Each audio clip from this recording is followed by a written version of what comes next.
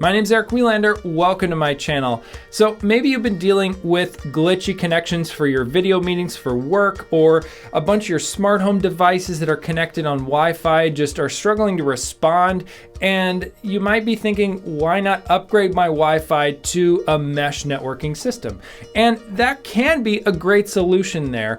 And a mesh networking system is where you have one Wi-Fi base station that's connected to your modem where you're getting your internet into your home, and then you can put additional base stations throughout your home to improve the signal quality. And so these additional base stations can take the connections of devices further away from the source base station. Now, Linksys recently sent me their Atlas Pro 6 mesh system. This is a $600 3-pack of base stations. Now, this Linksys system is a series of dual band base stations that Linksys also sells a tri-band base station setup, which is much more expensive than this.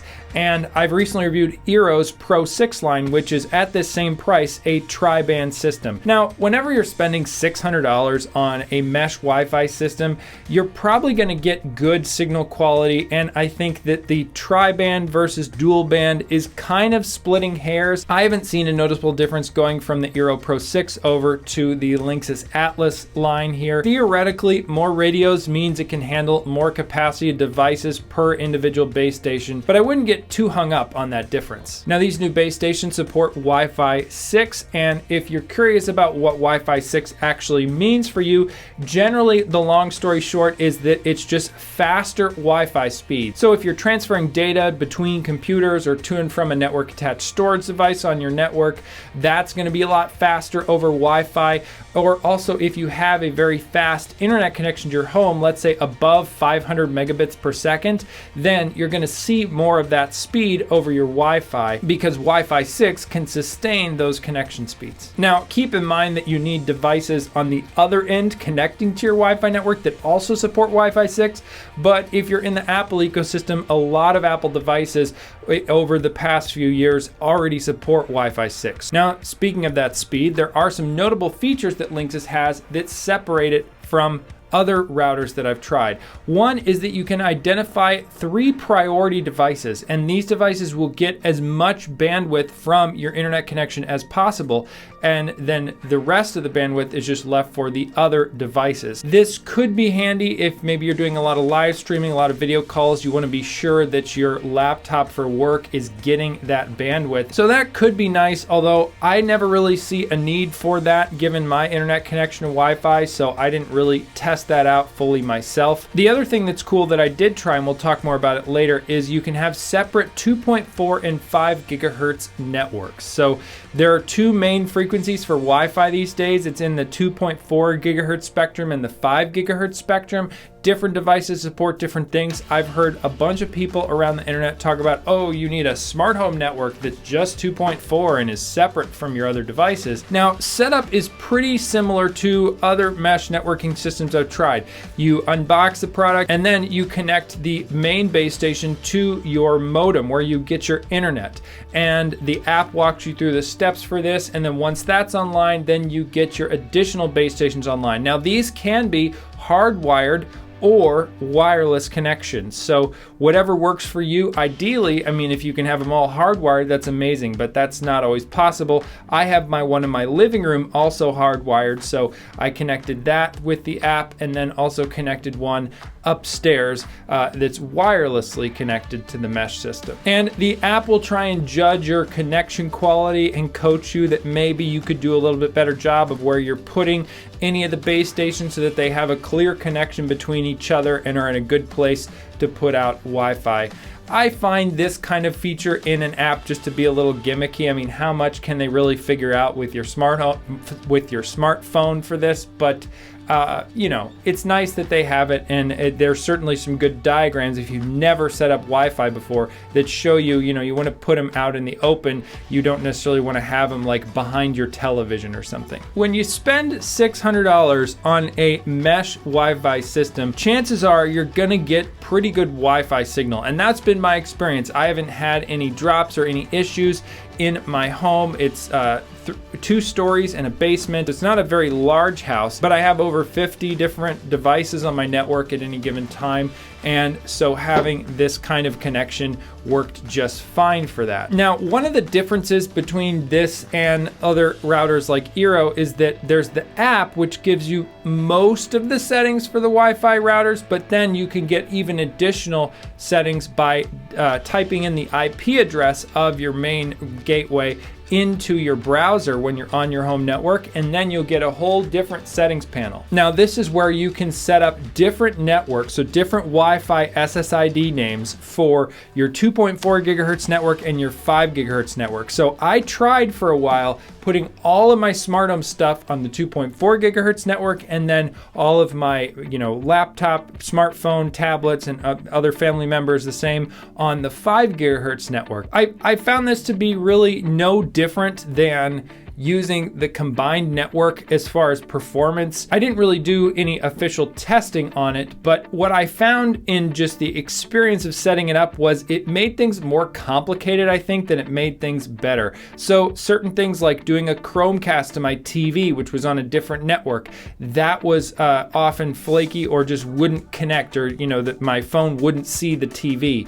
Or there are other cases where I'd be trying to control AirPlay from upstairs, downstairs, and the connection would flake out. And in the Home app, Apple gives you warnings of if your HomePod is on a different Wi-Fi network than your phone. Now, I'm sure that if I had, let's say, a Ubiquiti Unify system or something where I could really dial in all the detailed settings about this, that it would be some kind of an improvement, maybe.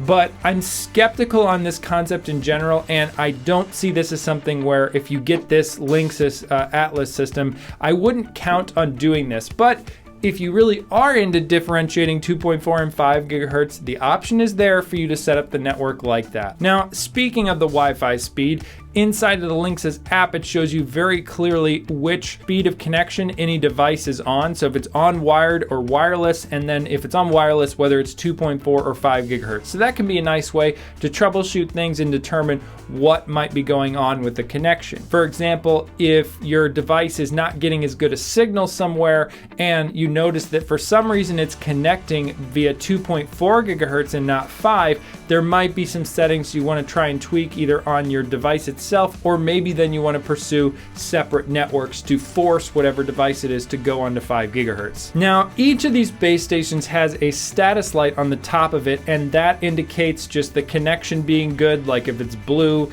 and then it has a variety of other states like red if it's offline, and so it's a quick way to see what's the state of your Wi-Fi network. Now, the annoying part about this is there's no easy way that I can see to turn off those LED lights. I looked around the app, I looked around the configuration panel in the browser. I can't find a simple way to turn off those LED lights. And we have one of these routers in our bedroom, so what we've done so far is just put a Band-Aid over the top of the LED light. I would love to see just a big switch right there in the main settings for that gateway to turn the LED on or off. Now, this gets me to the app in general. It has a nice design to it, but I found it to behave kind of slow sometimes when I'm loading certain setting screens, and there are plenty of times where I had to force quit the app and relaunch it just to get it out of whatever kind of stuck loading state it was in. So I definitely think when comparing the Eero system and the Linksys system, Eero has the way better app in terms of ease of use and reliability.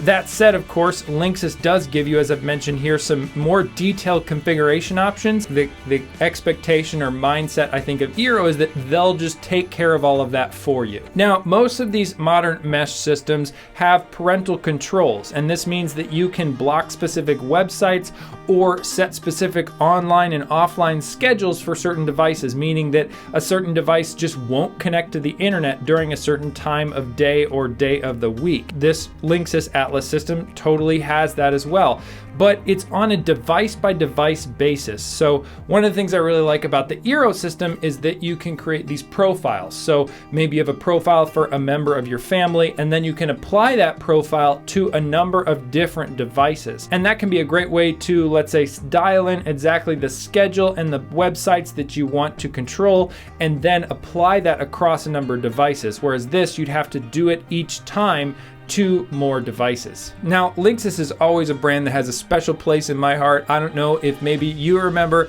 the WRT54G. That was a router back from the 2000s that was very popular and just a really good wireless B and G router. And you could do all kinds of crazy customizations on it. I even built custom antennae for mine as a science fair project in high school. And then Cisco, the parent company of Linksys at the time, sold Linksys off to Belkin in 2013, and then in 2016, Foxconn, the company that Apple uses to make your iPhone and other products, they bought Belkin in 2016. Linksys has had a little bit of an evolution of sort of who owns them and where they come from, but again, they've always had a special place for me. But more recently, I tend to be an Eero user. I've recommended and used Eero Wi-Fi systems for a while, and for me specifically, I will probably switch back to using my Eero Pro 6 system because I like the software features I get over with Eero.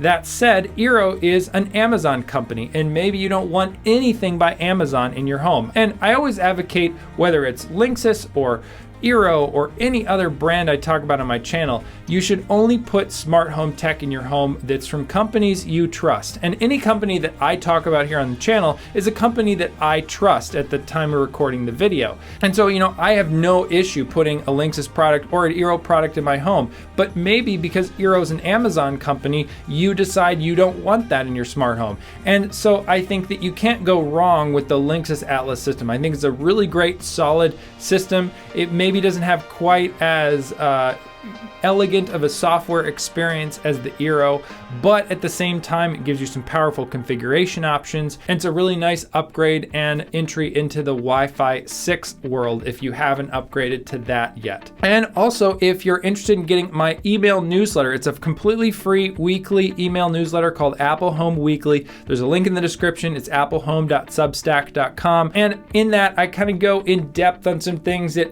I don't think the YouTube algorithm as much would promote over here. So it's kind of nice to have that just straight to your inbox. You'll always get whatever I'm writing. And of course, I link to my video for that week over there too. Now, if you're interested to see my review of the Eero Pro 6 system, I have that link somewhere here on the screen. And with that, thanks again so much for watching, and I'll see you in the next one.